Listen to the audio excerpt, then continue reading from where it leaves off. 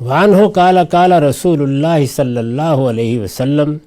کل عمل ابن آدم یضاعف الحسنۃ بعشر امثالها الى 700 ضعف قال اللہ تعالی الا الصوم فإنه لی وأنا اجزی بہ۔ یہ بھی ابو ہریرہ رضی اللہ عنہ ہی کی روایت ہے۔ وہ فرماتے ہیں کہ رسول اللہ صلی اللہ علیہ وسلم کا ارشاد ہے، ابن آدم جو عمل بھی کرتا ہے، آدم کے بیٹے جو عمل بھی کرتے ہیں، اللہ نے اس کے لیے یہ قاعدہ مقرر کر رکھا ہے کہ وہ اگر نیکی کا عمل ہے، خیر کا عمل ہے، وہ اگر حسنہ ہے تو اس کا اجر اس کو کئی گنا بڑھا کر دیا جاتا ہے، یہاں تک کہ 700 گنے تک۔ یعنی ایسا نہیں ہے کہ ایک نیکی کی ہے، خیر کا ایک کام کیا ہے تو بس اس کے مقابل میں اتنا ہی اجر ہو، جیسے کہ برائی کے بارے میں یہ قاعدہ ہے کہ اس کا اگر کوئی انسان کو بھگتان بھگتنا ہے یا اس کی کوئی سزا اس کو دی جائے گی تو وہ بالکل برائی کے لحاظ سے ہوگی، یعنی برائی اپنی کمیت کے لحاظ سے بھی، اپنی کیفیت کے لحاظ سے بھی، جو اس کی مقرر جزا ہے یا مقرر سزا ہے وہ مل جائے گی۔ لیکن نیکی اور خیر کے معاملے میں یہ ہے کہ 10 گنے سے لے کے 700 گنے تک، بعشر امثالہا الی 700 ضعف۔ تو یہ اللہ کی بڑی عنایت، بڑا کرم ہے۔ اللہ تعالیٰ کے یہی افضال و عنایات ہیں کہ جن کی کوئی حد نہیں ہے۔ یعنی کوئی انفاق کیا ہے، روزہ رکھا ہے، کوئی خیر کا کام کیا ہے، کسی کی کوئی خدمت کی ہے، تو نیکی کا جو کام بھی کیا جائے یہ فرمایا ہے کہ اس کی جزا 10 گنے سے لے کر 700 گنے تک ملتی ہے۔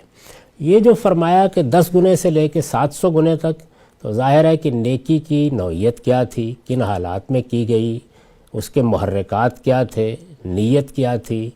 خود آدمی کی نیکی کرتے وقت کیفیت کیا تھی، اس کا محل کیا تھا، کس موقع پر کی گئی، یہ ساری چیزیں ہیں جو اجر میں اضافے کا باعث بن جاتی ہیں۔ تو اس لیے یہ فرمایا ہے کہ 10 گنے سے لے کر 700 گنے تک نیکی کا اجر ملتا ہے۔ اس کے بعد وہ روایت کرتے ہیں کہ اللہ تعالیٰ کا ارشاد ہے،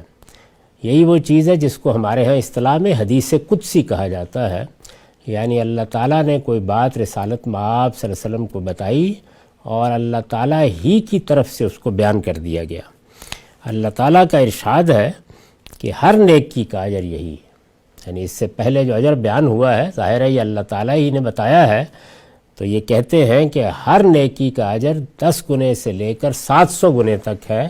لیکن الا الصوم، روزہ اس سے مستثنا ہے۔ فإنہ لی وأنا اجزی بہ، اللہ تعالیٰ یہ کہتے ہیں کہ روزہ تو میرے لیے ہے، یعنی جتنی بھی نیکیاں کی جاتی ہیں، جتنے بھی خیر کے معاملات ہوتے ہیں، ان سب میں کسی نہ کسی درجے میں انسان کی عقل، انسان کی بصیرت اور انسان جن چیزوں کو خود جانتا ہے کہ یہ برائی ہے یا بھلائی ہے، وہ کسی نہ کسی درجے میں ملحوظ ہوتا ہے۔ لیکن یہ روزہ ہے کہ جس کے بارے میں پورے اطمینان کے ساتھ کہا جا سکتا ہے کہ آخر اس کے لیے کیا عقلی تقاضا ہے، کیا علمی تقاضا ہے کہ آدمی کھانا پینا چھوڑ دے یا وہ اپنی بیوی سے بھی تعلقات نہ رکھے۔ کیا چیز ہے جو اس کا محرک بن سکتی ہے؟ یعنی ہماری جبلت میں کوئی چیز ہے، ہماری فطرت میں کوئی چیز ہے؟ کیا علم و عقل کے مسلمات تقاضا کرتے ہیں؟ کوئی چیز نہیں ہے۔ جب کوئی چیز نہیں ہے تو ہم یہ کیوں چھوڑ دیتے ہیں؟ یعنی رمضان کے مہینے میں جب بھی روزہ رکھتے ہیں تو کیوں سحری کے بعد سے لے کر مغرب تک چھوڑ دیتے ہیں؟ صرف اللہ کے حکم پر۔ تو عبادات میں یہ بڑی اہمیت کی عبادت ہے۔ اس لحاظ سے نماز ہم پڑھتے ہیں، اس کے پیچھے بھی کچھ محرکات ہیں، کچھ عقلی تقاضے ہیں، اس کو بھی جب آپ سمجھنے کی کوشش کرتے ہیں تو وہ انسان کے باطن کے کچھ تقاضوں کا ظہور ہے۔ عمرہ حج سب کا معاملہ یہی ہے، زکوٰۃ بھی اسی نوعیت کی ہے، لیکن روزے کا معاملہ یہ نہیں۔ تو فرمایا کہ وہ میرے لیے ہے اور میں ہی اس کی جزا دوں گا، یعنی تم اندازہ نہیں کر سکتے کہ کیا جزا دوں گا۔ یہ جو 10 گنا، یہ جو 700 گنا ہے، اس کو ایک طرف رکھ دو، بس اس کی جزا تو وہ ہے کہ میں دوں گا اور تم نہال ہو جاؤ گے۔ ہم مشکات المصابیح کی کتاب الصوم کا مطالعہ کر رہے ہیں۔ اس میں ابو ہریرہ رضی اللہ عنہ کی روایت زیر بحث تھی جس میں انہوں نے رسول اللہ صلی اللہ علیہ وسلم کا یہ ارشاد نقل کیا ہے کہ انسان جو بھی نیکی کا کام کرتا ہے، جو بھی اچھا عمل کرتا ہے، اس کا صلہ اللہ تعالیٰ کے ہاں 10 گنے سے لے کر 700 گنے تک مقرر ہے۔ اس کے بعد یہ استثناء بیان فرمایا کہ روزے کا معاملہ بالکل مختلف ہے۔ اس کے بارے میں اللہ تعالیٰ کا ارشاد ہے کہ الصوم لی وانا اجزی بہی، الصوم لی وانا اجزی بہی یعنی روزہ میرے لیے ہے اور میں ہی اس کی جزا دوں گا۔ میں نے یہ عرض کیا تھا کہ یہ اس لیے ہے کہ دین میں جتنے ایجابی یا سلبی احکام ہیں، یا دوسرے لفظوں میں کہیے جتنے اوامر و نواہی ہیں، ان سب کے پیچھے عقلی مقدمات، فطری مقدمات یا ایسی چیزیں ہوتی ہیں کہ جو کسی نہ کسی درجے میں انسان کے دائرہ علم یا دائرہ اختیار میں آتی ہیں۔ یہ واحد چیز ہے یا تنہا عبادت ہے جس میں ہم اس طرح کے کسی محرک، کسی استدلال کے بغیر محض اپنے پروردگار کے حکم پر اور اس کے لیے اپنی بعض جبلی ضرورتوں پر پابندی لگا دیتے ہیں۔ چنانچہ یہی بات خود روایت میں بیان ہوئی ہے۔ فرمایا ہے کہ فَإِنَّهُ لِي وَأَنَا أَجْزِي بِهِ، روزہ میرے لیے ہے اور میں ہی اس کی جزا دوں گا۔ یدو شہوتہ و طعامہ من اجلی، اس لیے کہ بندہ جب روزہ رکھتا ہے تو وہ اپنی شہوت کے تقاضے بھی پورے کرنے سے رک جاتا ہے اور کھانا پینا بھی چھوڑ دیتا ہے صرف میرے لیے، من اجلی۔ ظاہر ہے کہ ہم نماز بھی اللہ ہی کے لیے پڑھتے ہیں، حج و عمرہ بھی اللہ کے لیے کرتے ہیں، تو یہ در حقیقت وہی پہلو ہے جس کو من اجلی میں بیان کیا ہے کہ اس کے لیے کوئی محرک انسان کے اندر موجود نہیں ہے، نہ عقلی نہ فطری، یہ سب وہ میرے لیے کرتا ہے۔ للصائم فرحتان، روزے دار کے لیے 2 خوشی کے موقع ہیں، 2 فرحتیں ہیں۔ فرحت عند فطر، ایک وہ راحت، وہ فرحت، وہ خوشی جو اسے افطار کے وقت حاصل ہوتی ہے، یعنی وہ اپنے پروردگار کے لیے اپنی شہوت پر پابندی لگاتا ہے، کھانا پینا چھوڑ دیتا ہے، اور یہ چونکہ جبلی تقاضے ہیں تو یہ اندر سے زور کرتے ہیں، اس کے باوجود ان کی طرف قدم نہیں بڑھاتا، اس کے باوجود اپنے آپ کو روکے رکھتا ہے، اور پھر اس کے بعد وہ وقت آ جاتا ہے کہ جب سورج غروب ہوتا ہے اور یہ اعلان کیا جاتا ہے کہ اب روزے کھولے جا سکتے ہیں، تو یہ گویا اس کے پروردگار کا اعلان ہوتا ہے۔ وہ اس موقع کے اوپر جب روزہ کھولتا ہے اور اس طرح سے اس آزمائش سے نکلتا ہے تو اسے فرحت حاصل ہوتی ہے دونوں پہلوؤں سے، یعنی ایک تو جبلی پہلو ہے، انسان نے اگر کھانا پینا چھوڑا ہوا ہے اور انسان نے اگر اپنی بعض جبلی چیزوں پر پابندی لگائی ہوئی ہے تو پابندی اٹھنے کی خوشی ہوگی ہر شخص کو، فرحت ہوگی، اور دوسری جانب یا دوسری جہت سے یہ بھی کہ میں نے اپنے پروردگار کے حکم پر یہ دن گزار دیا، یعنی اس میں مجھ سے کوئی غلطی نہیں ہوئی، میں اپنی طرف سے حدود سے کوئی تجاوز نہیں کر بیٹھا، تو دونوں چیزوں کی خوشی ہوتی ہے۔ میرے اوپر اللہ تعالیٰ نے ایک عبادت لازم کی تھی، یہ اس کی اطاعت کا اظہار تھا، اور میں اس اطاعت کے حکم پر پورا اترا، اور اب میرے لیے راستہ کھل گیا، اب میں اپنے جبلی تقاضوں کے مطابق کھا پی سکتا ہوں، اپنی شہوت پوری کر سکتا ہوں۔ فرحت عند فطر، اور فرمایا و فرحت عند لقاء رب، اور دوسری فرحت اس وقت حاصل ہوگی جب وہ اپنے پروردگار سے ملاقات کرے گا۔ ظاہر ہے کہ جب روزے کے بارے میں یہ فرما دیا ہے کہ انا اجزی بہی، میں ہی اس کا اجر دوں گا، میں جب دوں گا تو وہ نہال ہو جائے گا، تو یہ ایک بڑی بشارت ہے، یہ اللہ تعالیٰ کی ملاقات کے موقع پر اگر اسی طرح سامنے آتی ہے اور ہماری کوئی سرکشی، ہمارا کوئی گناہ اس کے راستے میں رکاوٹ نہیں بنتا تو بڑی فرحت ہوگی۔ اس سے بڑی فرحت تو انسان سوچ ہی نہیں سکتا کہ وہ دنیا سے رخصت ہوا اور اس کی آنکھ جب اپنے پروردگار کی بارگاہ میں کھلی تو اسے بشارت مل گئی، اس کے لیے کوئی مواخذے کا معاملہ نہیں ہوا۔ اس سے بڑی کوئی فرحت نہیں ہو سکتی۔ تو فرمایا کہ روزے دار کے لیے 2 فرحتیں، یعنی ایک وہ جو اس کو شام کے وقت جب وہ افطار کرتا ہے تو حاصل ہوتی ہے، اور پھر ایک وہ بلکہ سب سے بڑھ کر وہ جو اس کے پروردگار کے ساتھ ملاقات کے موقع پر اس کو حاصل ہوگی۔ وَلَخُلُوفُ فَمِ الصَّائِمِ عِندَ اللَّهِ أَطْيَبُ عِندَ اللَّهِ مِنْ رِيحِ الْمِسْكِ، اور فرمایا کہ یہ جو روزے دار جب کچھ کھاتا پیتا نہیں ہے تو اس کے منہ سے ایک طرح کی ہوا سی نکلتی ہے جو بعض اوقات تھوڑی ناگوار بھی محسوس ہوتی ہے، اس کو آپ بو بھی کہہ سکتے ہیں۔ وَلَخُلُوفُ فَمِ الصَّائِمِ یعنی منہ کی ہوا کا ذائقہ تبدیل ہو جاتا ہے۔ خلوف کا مطلب ہے تغیر و راحت الفم، تو یہ چیز جب تبدیل ہو جاتی ہے تو اللہ تعالیٰ کے ہاں اس کا کیا درجہ ہے۔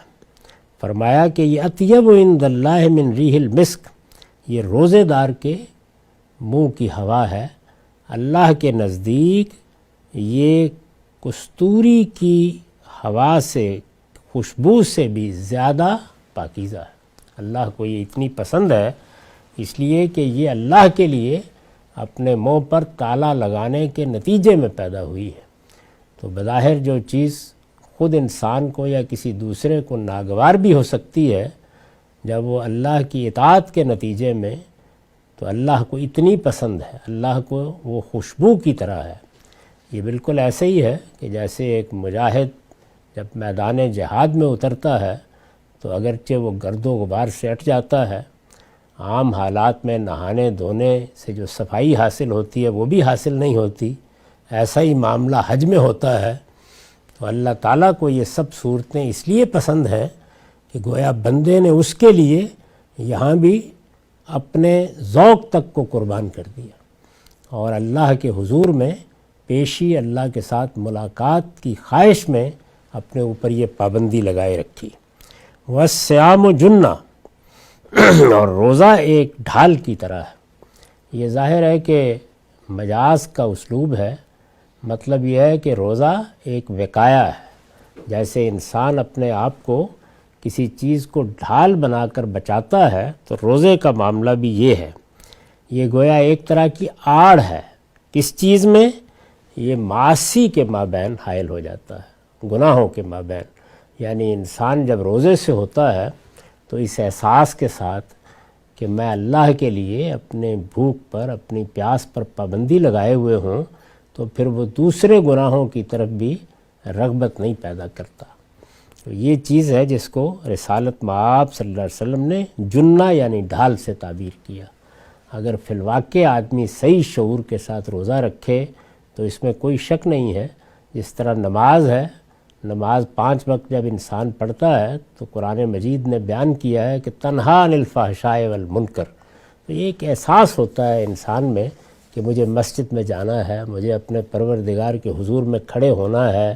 اس کے کچھ آداب ہیں، مجھے وضو کرنا ہے، اگر کوئی دوسری صورت لاحق ہے تو غسل کرنا ہے۔ تو یہ چیز محض نماز کی تیاری کے پہلو سے بہت سی برائیوں کے لیے حجاب بنتی ہے۔ تو روزہ تو گویا پورا کا پورا دن ہے، اور اگر مجموعی اعتبار سے دیکھیں تو اس کی راتیں بھی اسی طرح آدمی کے لیے گناہوں سے بچنے کا ذریعہ بن جاتی ہیں۔ تو وَالصِّيَامُ جُنَّةٌ وَإِذَا كَانَ يَوْمُ صَوْمِ أَحَدِكُمْ فَلَا يَرْفُثْ وَلَا يَصْخَبْ فَإِنْ صَابَّهُ أَحَدٌ أَوْ قَاتَلَ فَلْيَقُلْ إِنِّي امْرُؤٌ صَائِمٌ۔ یہ اسی کی وضاحت کی ہے، یعنی روزہ ایک ڈھال کی طرح ہے، اس کی وضاحت فرمائی ہے کہ جب کوئی آدمی روزے سے ہو، روزے کے دن اس کو چاہیے کہ وہ کوئی شہوت کی بات نہ کرے۔ گویا یہ نہیں ہے کہ صرف بیویوں سے ملاقات نہیں، بلکہ اس طرح کے تمام رجحانات پر بھی پابندی لگانی چاہیے۔ وہ کوئی شہوت کی بات نہ کرے، کوئی ہذیان نہ بکے، اور اگر کوئی اس کے ساتھ گالم گلوچ پر اتر آئے یا لڑنا چاہے تو یہ کہہ کر خاموش ہو جائے کہ ان نمرن صائم، میں روزے سے ہوں۔ یعنی گویا اس طرح روزے کو کسی برائی کے لیے ڈھال بنا دے، حجاب بنا دے۔ جب کوئی دوسرا شخص یہ ترغیب دے یا ماحول میں کوئی ترغیب ہو تو وہ اپنے باطن سے بھی یہی کہے، اور اگر ظاہر میں ضرورت ہو تو اس وقت بھی یہی کہے کہ بھائی تم اگر گالم گلوچ پر اتر آئے ہو یا تم لڑنا چاہتے ہو یا تم مجھے کسی بری چیز کے لیے برانگیختہ کر رہے ہو تو میں اس سے انکار کرتا ہوں، اس لیے کہ میں روزے سے ہوں۔ یعنی میں نے اپنے پروردگار کے لیے اور اپنے پروردگار کی اطاعت کے جذبے سے اپنے اوپر پابندیاں لگائی ہوئی ہیں۔ جب میں اس کے حکم کے امتثال میں کھا پی نہیں رہا اور اپنی جائز ضرورتوں کو بھی پابند کیے بیٹھا ہوں تو میں اس طرح کی غلطی کیوں کروں؟ اس کا یہ مطلب نہیں ہے کہ عام دنوں میں انسان یہ غلطیاں کرتا رہے۔ یہ تو روزہ ہے ہی اس لیے کہ انسان کے اندر تقوی کی خو پیدا ہو جائے،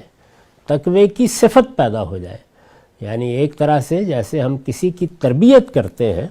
اگر آپ دیکھیں تو سارے انسانوں کے ساتھ یہی معاملہ ہے۔ یعنی آپ میدان جنگ میں اترنا چاہتے ہیں تو تربیت،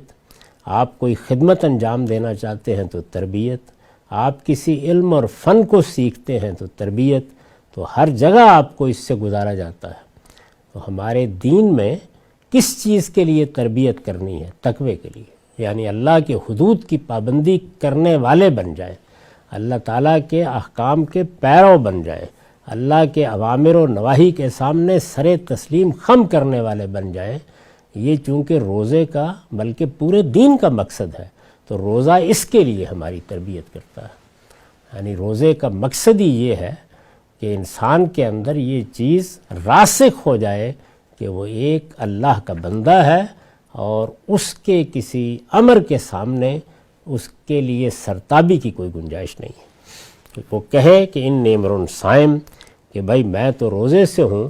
اور روزے والا کبھی گالی نہیں دیتا، کبھی ہذیان نہیں بکتا، کبھی واہی تباہی کوئی بات نہیں کرتا، کبھی شہوت کی کوئی باتیں نہیں کرتا۔ یہ ظاہر ہے کہ ہر شخص کے لیے تنبیہ ہے کہ روزہ رکھا ہوا ہے تو اپنی زبان پر بھی کنٹرول کرے اور اپنے تمام اعمال کو اللہ تعالیٰ کے حضور میں جواب دہی کے احساس کے ساتھ انجام دے۔